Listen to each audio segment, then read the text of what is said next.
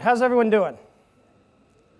We are in the dreaded pre-lunch position here, so we will hopefully have a lively and interactive conversation today. So we're going to be talking about data and defense, managing your mission assets, and I'll explain what that is in a few minutes. But before we get there, just introduce myself. My name is Tim Patos. I work for IBM. I run IBM's strategy and solutions competency center for government worldwide. So I'm one of the few people here who's not federal specific. I get to play all around the world. Have to tell you, I love my job, and I love my job for two reasons. One is I get to work in government, and my personal passion is defense and intelligence. It's kind of where I grew up in my life. And I just feel that as opposed to some of the other industries you can work in, I have friends in banking, for instance, friends in retail. And I know the banking guys get really all excited about, customer risk and compliance and customer loyalty, and the retail folks get all excited about, supply chain and logistics. But in government, I feel like we really get to serve society. Everything that we're talking about here today is about using analytics and the power of information to better serve and protect society, and I think that's pretty cool. The other reason I love my job is I've worked in analytics my entire career, and I feel like I've finally arrived, right? How many people here work in analytics in some way? Probably about 3/4 of the group. Well, let's face it. Analytics hasn't always been the most glamorous place to be in an organization, right? Oftentimes it's been the back office, IT domain, the data, the DBA in the back room, that sort of thing, the IT afterthought. What I can tell you is that the conversations we're having with agencies today has changed dramatically. This is no longer an IT conversation. The folks we're talking to today are senior mission leaders who are worried about optimizing the mission, right? So I feel like we've somehow arrived. So everyone should feel good about that. And for those in government, thank you for your service. So here's what we're going to talk about today. The agency leaders we talk to say that they're stuck between a rock and a hard place, right? Between intensifying mission and business challenges on the one hand, and outmoded ways of managing information analytics on the other hand that are simply becoming less and less effective. The traditional ways of doing things is just not really working anymore. From a mission point of view, we're seeing increased operational tempo.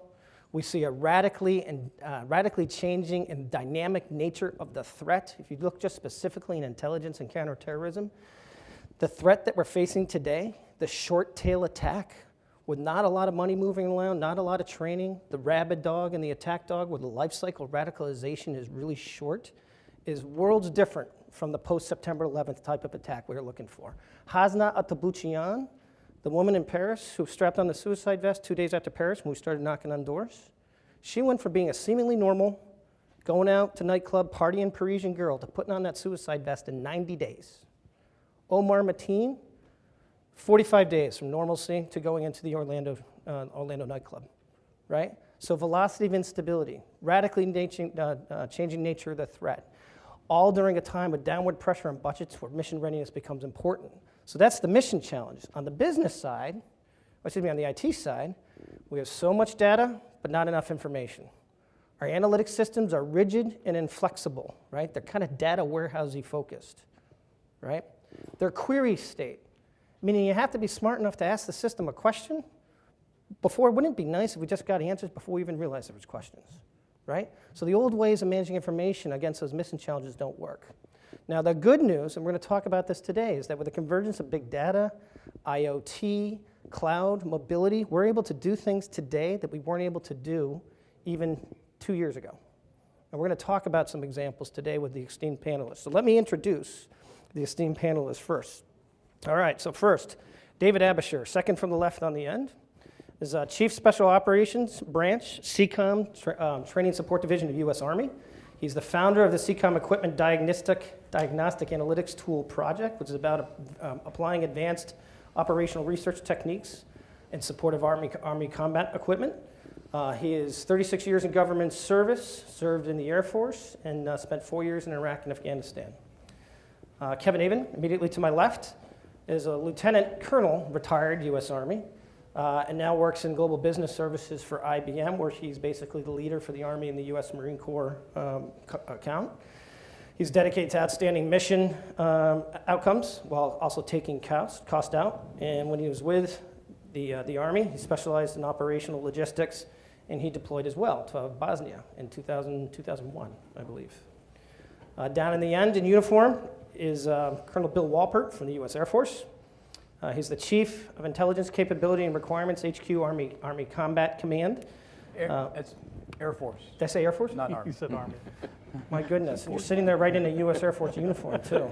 It's an important distinction. An important Very distinction. important. Woo.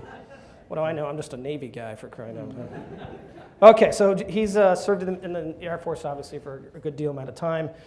Served at Fort Meade, where he ran the 94th Intelligence Squadron, leading 370 airmen on specific SIGINT type of missions. And he deployed as well, Operation Joint Endeavor, Iraqi Enduring Freedom.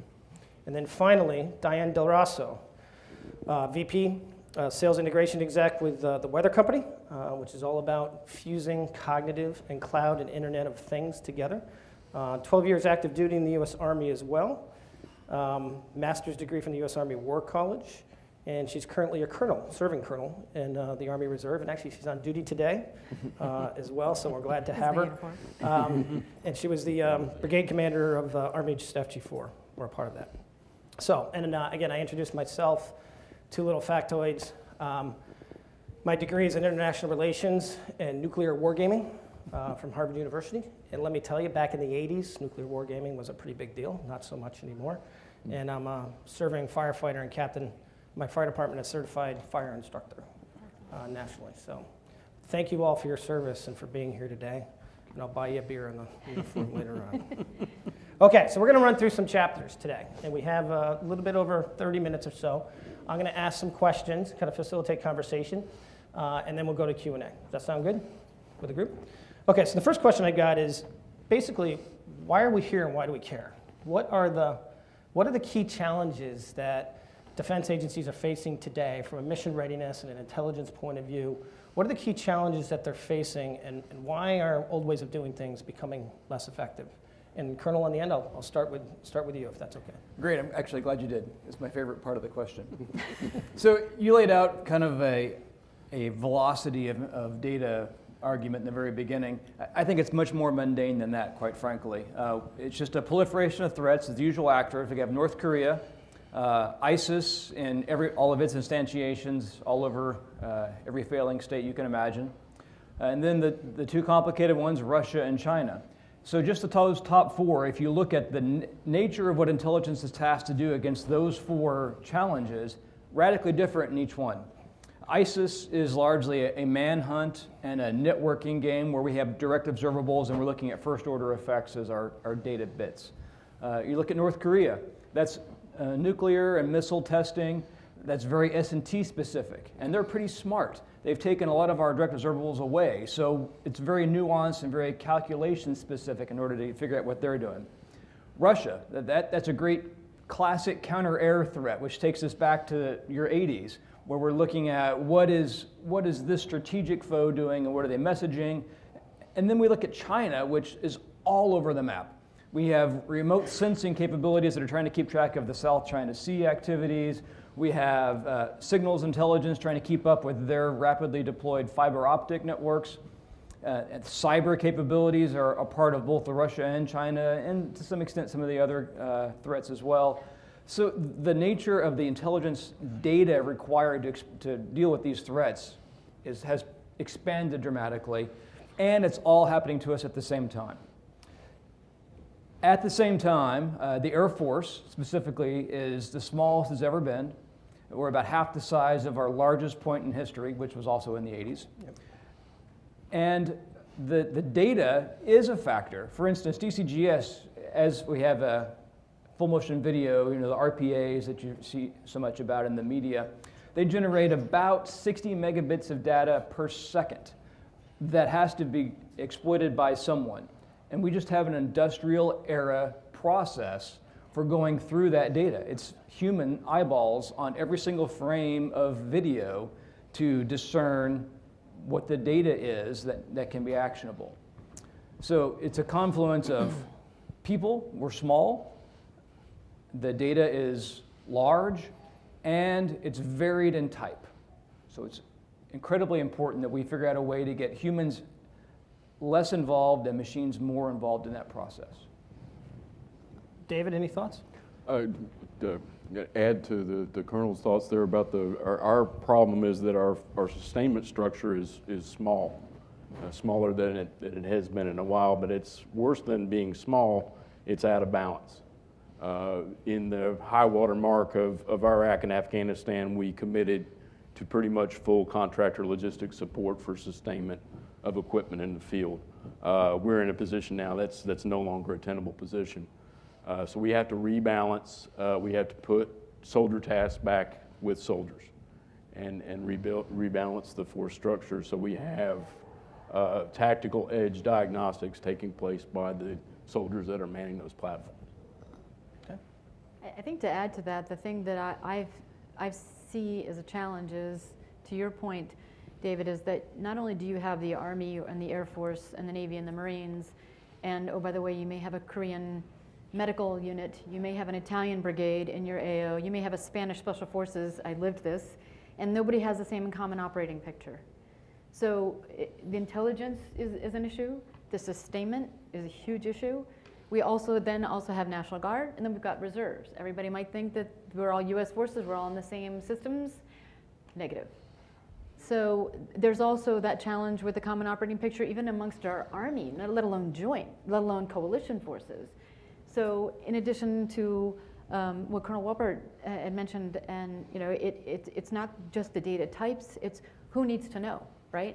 And how do they get that actionable intelligence? And are you ingesting that information in similar ways? Not just structured data, but dark data? Do you have the ability to even do that? Where is it coming from? So that gets to the type of data, the velocity of it, and the numbers of terabytes that have to be crunched, or even the transactions per day. On the IBM side, I'm in the weather company, I'm the integration executive, and what I have seen with what we're doing with the weather is absolutely astounding when you think about, from an ingest perspective, all the way to publishing and archiving and storing that data and then making sense of that data. It crunches up to 23 billion transactions per day. That's 7 times Google.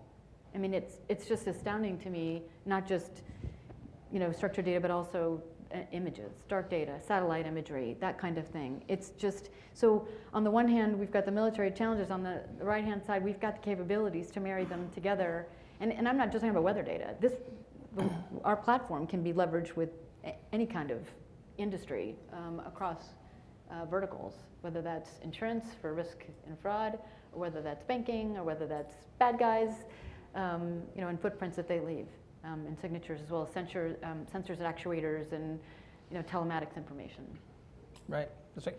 It's funny. I was having a conversation the other day with somebody about why did IBM buy the weather company. Everyone's familiar with about the weather company, right?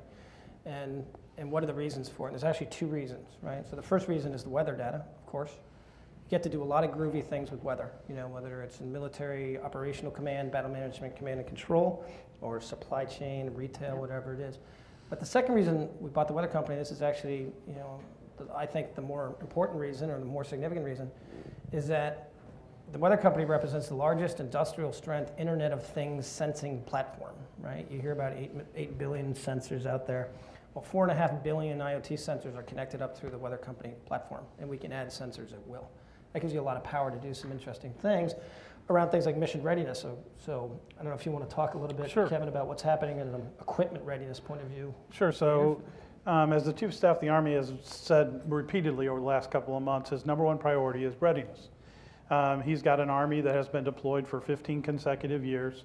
And as Dave mentioned earlier, the issues associated with having contractors do so much of that maintenance effort has left a really, you have multiple issues, not only with training and the capability of the soldiers to maintain their own equipment, but you also have this proliferation of data.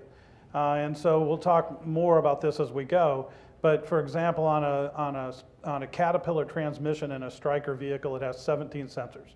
So 17 sensors in one transmission that's firing ones and zeros nonstop, telling you about what's going on inside just that transmission. So what are you doing with that data becomes the bigger question. And is there insights in that data that you could actually use to be more predictive as to when it's going to fail, and how many of them do you need? So there's both sides of the equation on soldier safety, and also on the business side of this conversation on how much you're spending on spares based on today's algorithms, which are wait till it fails or replace it based on a certain number of hours or uses, neither of which are based on any empirical data. It's just based on historical data. So that's some of the work that we're doing right now with Watson down at Luxon. I think the other point is you can hold whoever the manufacturer is accountable, knowing that something fails much earlier or later, or what piece of that, whether it's the transmission, whether it's the actual engine, you now have metrics that then says you can go back to the contractor and hold them accountable. Yeah, the Army for more than a decade now has been writing in their contracts to build a starter, build a transmission, build an engine, PBLs, performance metrics that says you're supposed to get X amount of uses, X amount of miles, X amount of hours out of a particular, but the Army has not had the ability to measure whether or not they've actually gotten that bang for their buck. This, using this kind of information that is available, the Army's already paid for those sensors to be put into those transmissions, for example, using that sensor data to then go back and hold the OEMs responsible. Did they deliver the value they were supposed to deliver for what the Army paid for? So I want to go back down the other end to Colonel Wolpert and to Dave. So you talked a little bit about the old way maybe of doing asset management or asset maintenance and mission readiness isn't working because it's been based on an hourly of use basis or a calendar basis, and I would imagine that means that you have an opportunity cost every time you take a vehicle offline when you want it online, so there's a cost there, but also there's just a cost if you don't have to maintain a vehicle while you're doing it. So that's an example of why old ways of doing things aren't working anymore. Colonel, I wonder if you have any comments on, in the intelligence world or in the world in which you live, first off, what is the traditional way, and why are they becoming less effective? Right, so we spent 50 years designing sensors as part of our analytical problem. It's entirely conceived as one single unit. What we collect, how we exploit it, and then how we analyze it is all part of the same problem set over the last 50 years. Because it's based on the scientific method. We have a problem, we think we know the answer, we design a sensor to go out and collect the data specific to that question, and then we come back and we analyze it, or we task a sensor that we already have, we custom built for that task. We task it specifically against a point on the Earth, for instance, to tell us some data about it, then we go back and answer the question. So, in some extent, we're presupposing what the answer really is, but also, to a greater degree, big data is the exact opposite of that scientific method, right? It's not deductive, it's inductive.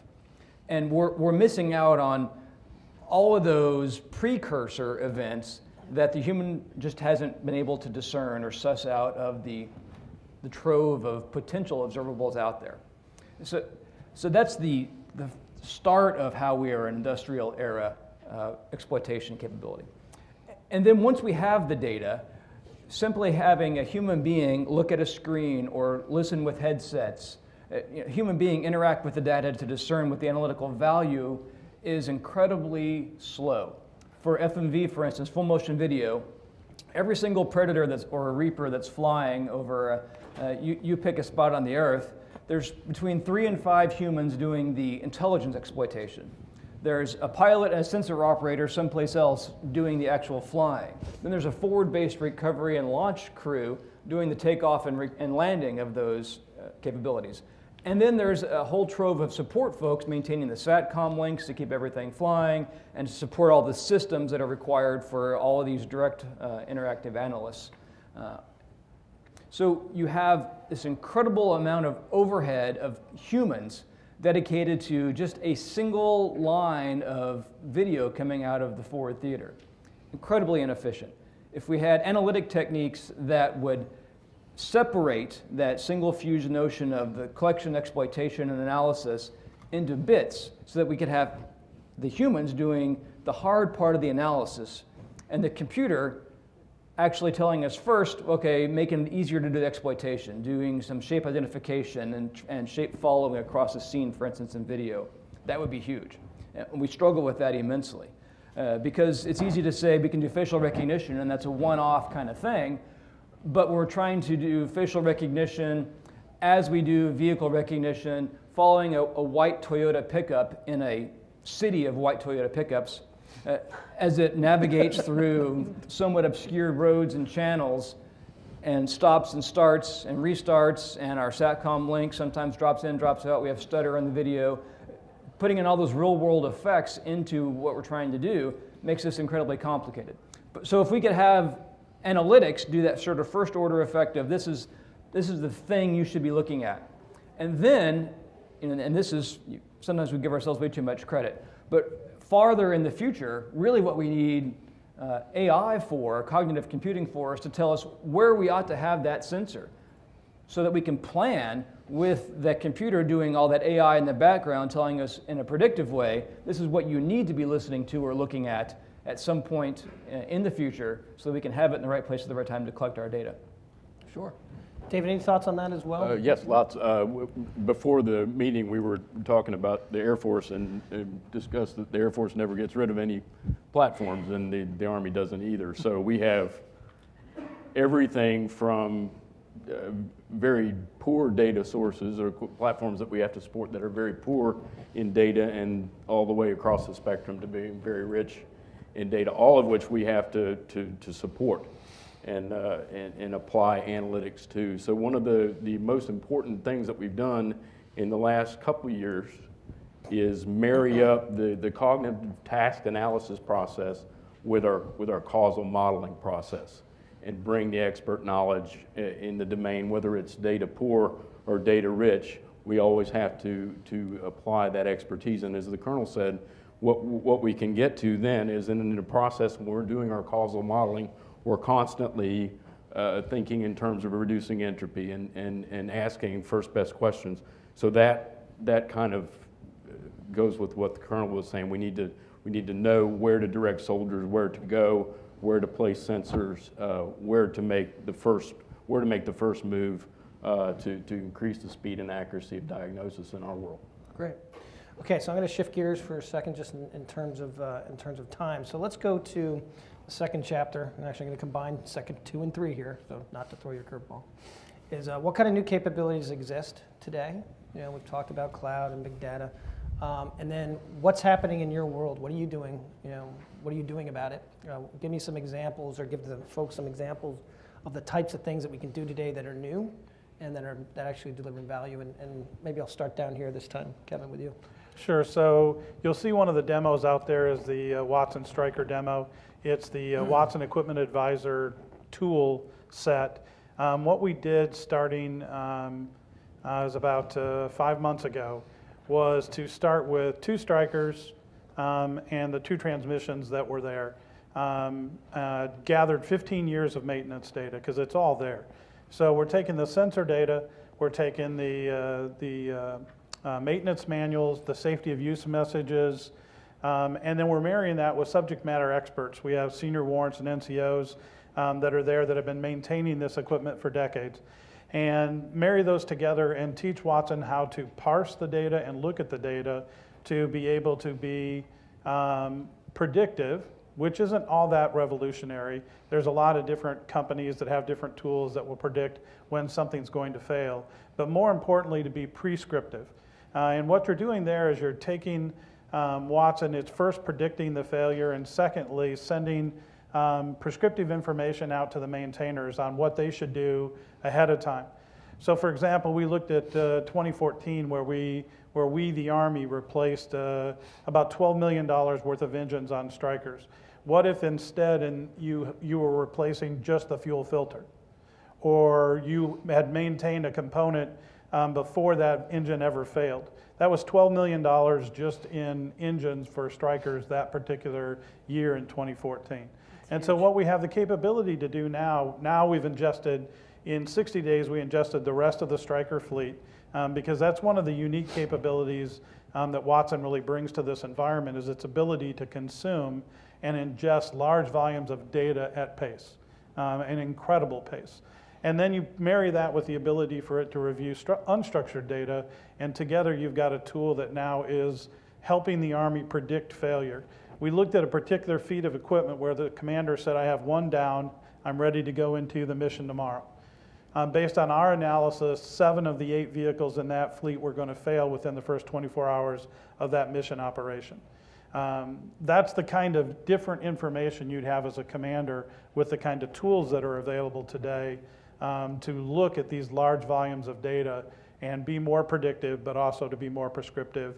And you're working on both sides of this, which is improve readiness for soldier safety, but it's also to reduce costs for purchasing equipment you didn't need to purchase, for example, the shipping of that, then the soldier to move it and store it and maintain it. You see the tail that you were talking about earlier, that tail just keeps growing because you sent equipment that you didn't necessarily even need to send. Right. And I understand that the unstructured data you were looking at, I understand from the team, that the real gold was in the maintenance comments from the techs, the stuff that guys were scribbling down, after they made a repair. And, the Army was just kind of sending it off into a file box somewhere and never looked at them. But when we scraped that all back and looked at the content, that was where the real gold was, the real nuggets of information. And one of the advantages in the organization, we're doing this with logs, so they do something called PS Magazine. It's been around for 70 years. Sergeant Half-Staff, anybody that's Yes. ever, it's a little comic book that tells you how to maintain your equipment. And it's been going to soldiers forever. Now, of course, it's on a web page. The idea is as quickly as you're determining that the way to maintain that Stryker transmission has changed, because of the information you've received that week, that day, that month. Yep. You're producing through PS Magazine, a change to how to look at it, how to maintain it. And then depending upon how far this goes, in some of the commercial communities where we use this, when you have a dummy light come on, something is not right. You literally, in some of the commercial companies that we support with this, you go to a URL, it has the video. It takes you 60 minutes into the 2-hour video to watch the 1 or 2 minute segment related to that failure to that particular dummy light. Mm-hmm. So think about using that to reestablish, kind of similar to your comment, sir, how do we retrain the force at pace? How do we keep soldiers trained? And so this is another way to use technology in a way that they want to ingest it. By watching a video that says, okay, this is how I do this now, and I only have to watch 1 or 2 minutes of it, not the 2-hour training segment on how to fix and repair whatever that might be. Right. Diane? So since you gave the military examples, I'll go to commercial industry and some of the experiences that I've been seeing at IBM. And you were talking about the data types, and there's batching, and then there's micro batching, and then there's stream. And the amount of streaming data obviously growing in real time, and how to take action on that information in a commercial setting. I'll give you 2 examples. We've been working with a worldwide racing organization, and if you can imagine the amount of data that comes from a race car, just one, whether it's sensors, telematics, what have you, you can honestly take that exact example to companies, whether it's BMW or Porsche. When windshield wipers go on and they're in a specific longitude and latitude, being able to take that data and say, okay, there's a group of cars, they've all turned their windshield wipers on, they're in Germany on the Autobahn near Kaiserslautern, and be able to know exactly where they are at what kilometer marker, to then be able to tell cars that are coming into that exact same location that there is either rain, there's hail, or there's ice on the road. Hugely important in being able to, we have the capability to do that right now. So working with this racing company, we're actually helping them understand when the track is wet. You obviously don't want to go at certain speeds. Same thing with tires, right? You would want a specific type of tire if it is a certain temperature outside. Based on the weather, based on barometric pressures, there might be an advantage. I don't know if any of you watched the Formula One races this past weekend. I'm a huge Formula One buff. Ferrari won because a competitor did not strip off and put on the right tires for one of their vehicles, and it actually slowed them down. 2 seconds makes a huge difference. So that's one example.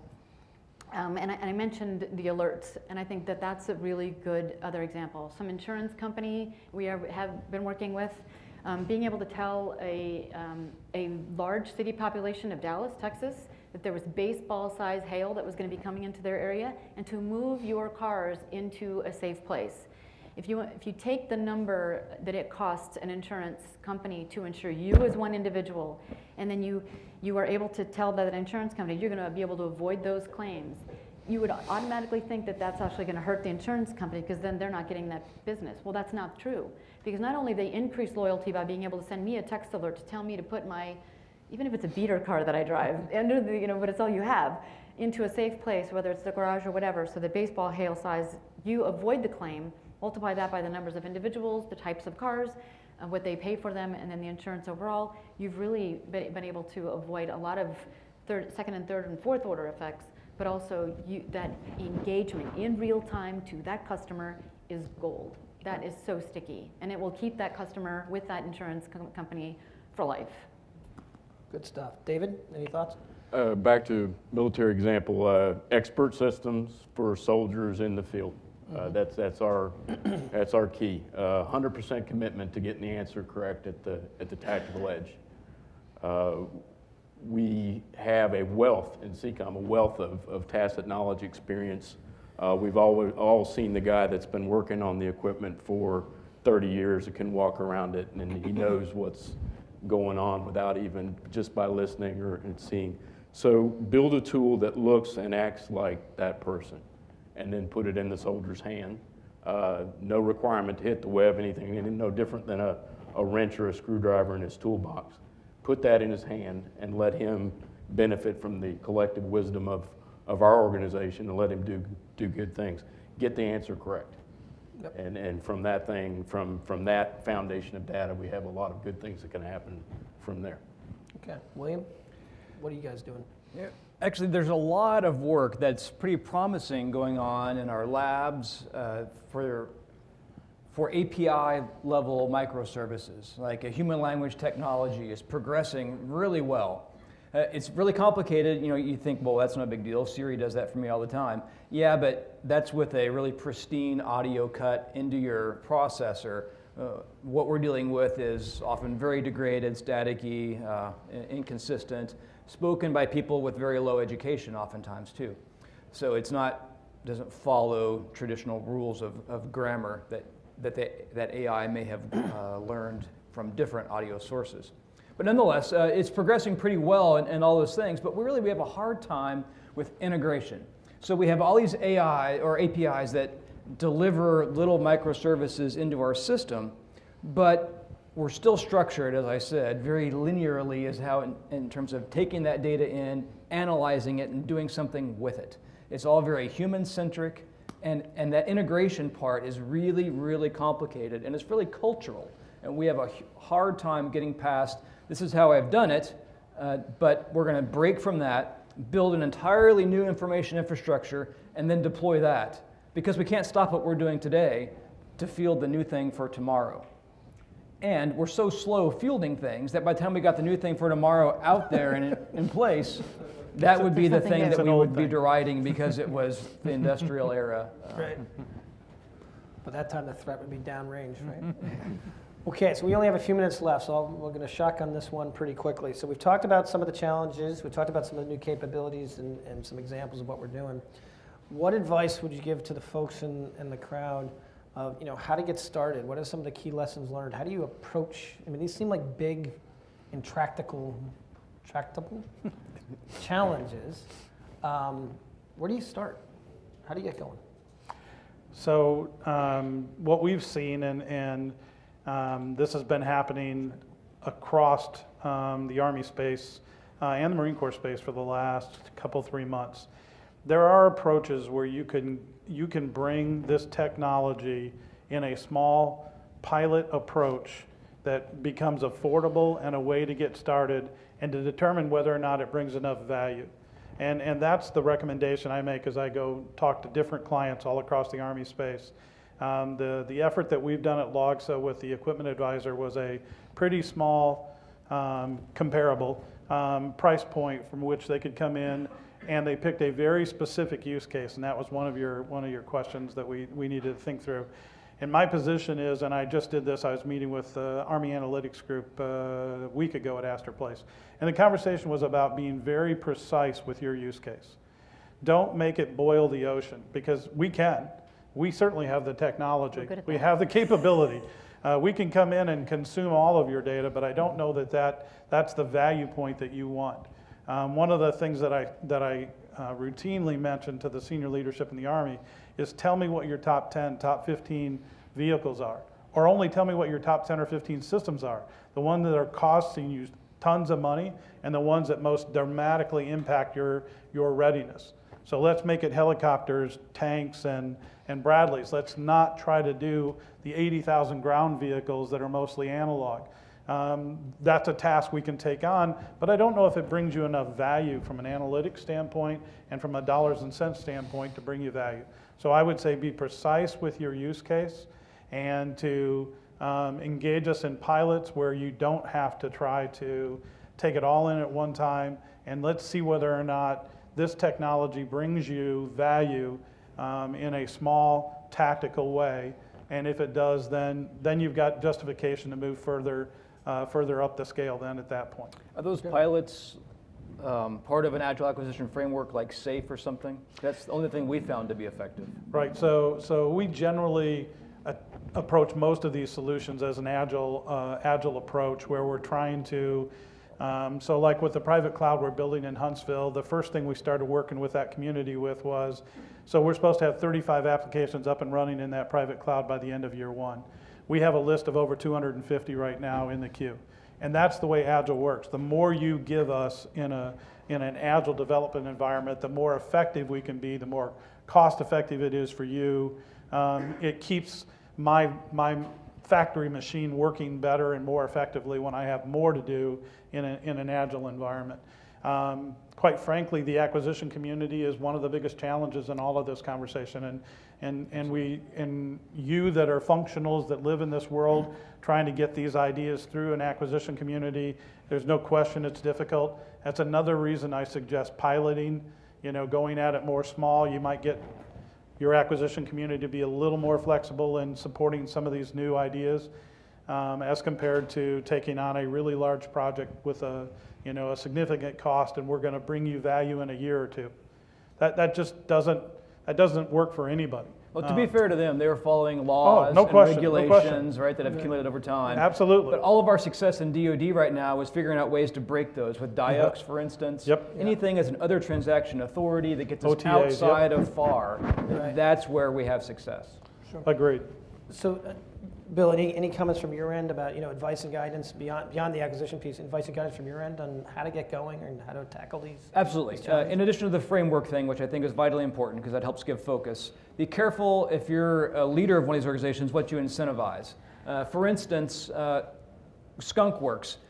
Innovations are hugely laudable, but if you go around rewarding every single group that has a little innovative cell, what you're doing is creating a bunch of isolated Skunk Works that are inherently inward-looking, when the very nature of the problem we're talking about has to be microservice delivery, which is outwardly focused. It has to be about integration of the little tiny parts so that all those APIs work together to create a bigger capability. So you have to have a credible innovation platform or mechanism within your framework that draws in and induces innovation into a way that you can focus it towards your end, as opposed to leaving it isolated in little silos. So be careful how you incentivize innovation. Right. Anything to add? The command post, just go back to what you said. Command post is a chaotic place, so you can pretty much just pick something. But the effective way that we've done it is to analyze that, look at what's most chaotic, and then start in a increment, small use case. Knock something down, fix a problem, and then the stakeholder is going to draw a straight line to what you've done, to their pocketbook and their readiness level, and then you just keep doing that. And then you'll see then the network that you build, the command post is networked and your network is building along with it, so you start to reduce some of that chaos, and they see that real quick. Yep. I think the other thing is to really define what outcomes you want to achieve. If you start with that, it goes back to the problem statement and make sure that that's defined in what the commander wants, as well as the stakeholders. And sometimes you'll find that there are stakeholders in different pockets, and you have to get them all in the room to have conversations, or VTC, and it might be 20 different organizations that you're having a VTC conference with, but you've got to agree on what that problem statement is and what the outcomes you want to achieve. We do offer, at least we do in the weather company, and we just announced a capability called Ibm Sas Data for Business. And this is, I've given some of the examples. We're actually leveraging this particular platform for that end state, but it's called a business impact assessment. Essentially, where we'll send some data scientists, some subject matter experts on site with you for 2 to 3 week, and it's not that expensive at all, and help you understand what your problems are, help you with a design thinking studio. And I know all of you are sitting in the room going, I've been through the design thinking workshops. It's not that different than our joint operating planning process. It is different, but you can fuse the two together in terms of methodologies to come up with courses of action. Point being, the stakeholders, the outcomes you want to achieve, and making sure that the commanders all buy into them, and that it's relevant to the users between. Okay, great. One last, a common prerequisite, and I don't know if you really want to engineer this on purpose, but every organization that I've been in contact with that has been able to implement an agile technology to bring in some AI and at least big data efforts has failed first. They've fallen flat on their face. That's okay. And that's broken down all the bureaucratic inertia and allowed them to move in a different direction. If anybody is following the AOC effort inside the Air Force right now, Air Operations Centers, which is essentially our gigantic Uber command post, that had to fail before we could break down the entire processes and start to build something that was going to work. But if you fail fast. Well, this And was then learn unintentional. quickly. However, it was dramatic. So that's good advice. It's good advice. So, David, it's funny that you talk about the command post being chaotic. We have a saying, a term we use in the fire service, chaos, right? That is for chief has arrived on scene, right? So fire protection works like a ballet until the chief shows up and takes command. But anyway, so we have just a few minutes, and I want to turn to any questions from the crowd. So this is your opportunity just before lunch. If anyone has any questions they would like to add, any of the esteemed panelists. We've stunned Think them someone into down here? silence. Okay.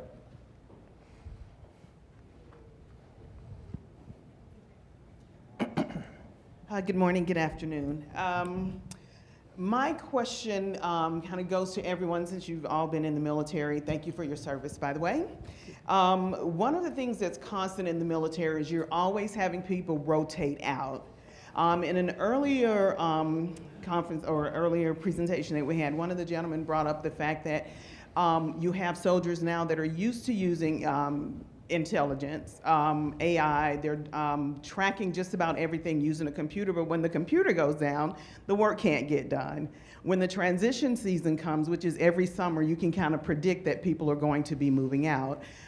Is there a way to kind of bridge that gap with artificial intelligence to carry through the mission during the transfer season? Because you're looking at user input and data and how certain people use the machine. So how do you bridge the gap during transfer seasons? Do you do more on-site transfers? Because a lot of times you transfer out, it could be 3 months before someone else comes in. So how do you get that work done still? You give us way too much credit. We are so far from being, and I don't mean to be a negative Nelly, but we are so far from being able to have something like artificial intelligence bridge a gap between a personnel handoff.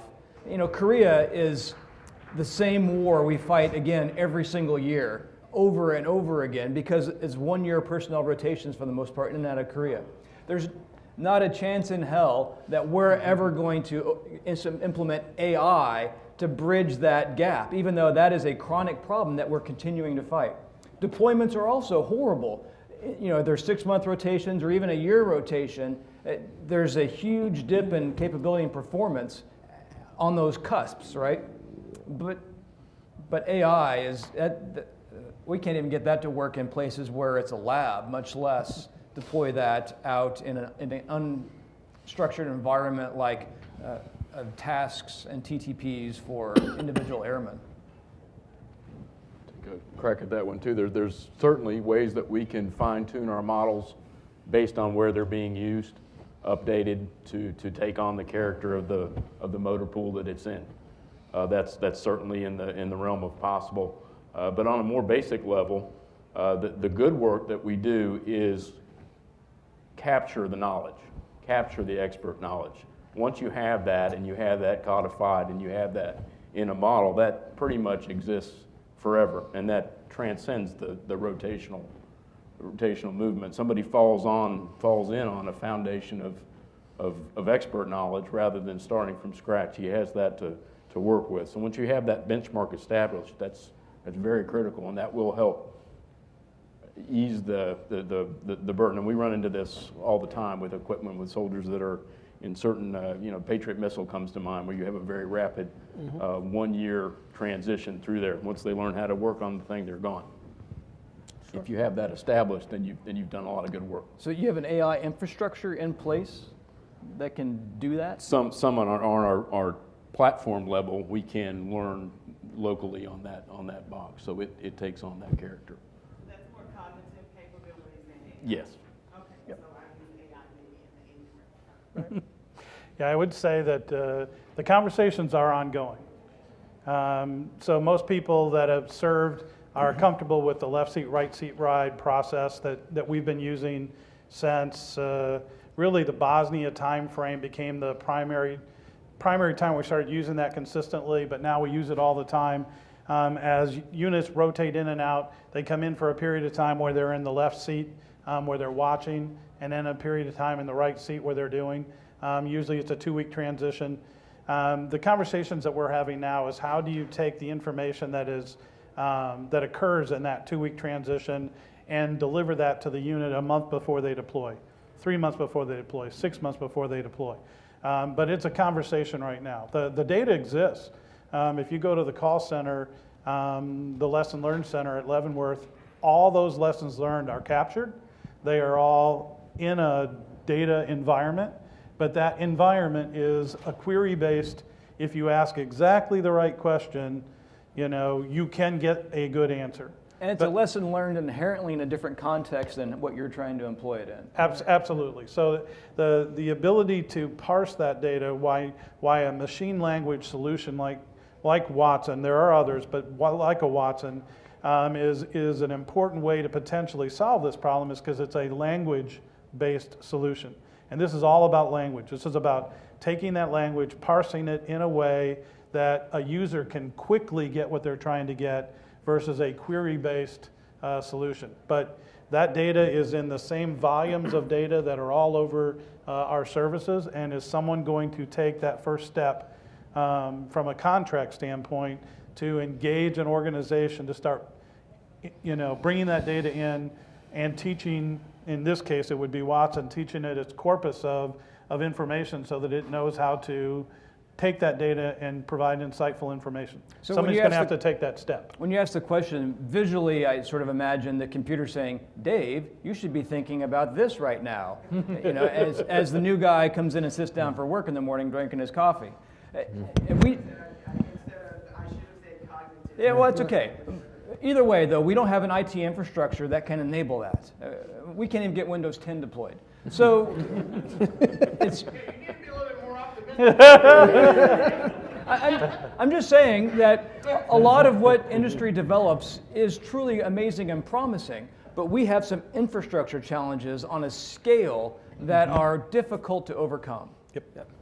And then the classification of the data, right? At the end of the day, I can put Watson almost anywhere, but it's more effective in a cloud than it is in a traditional data center.